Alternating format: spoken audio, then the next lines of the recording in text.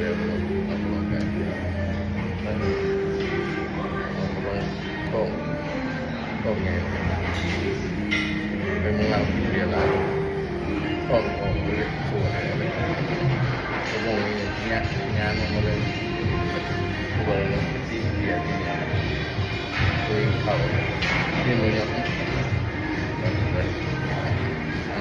ชุด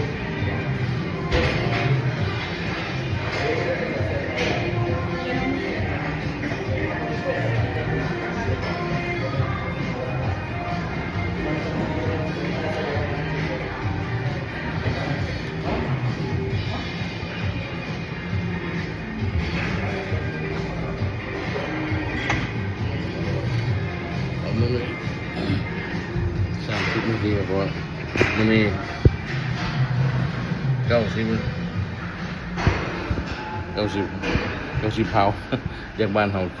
จากกิโลบุหเอาสู้โอ้สุดๆอันนี้ออกกำลังกายเพื่อสุขภาพบ่เป็นยังเนาะโอเคบาย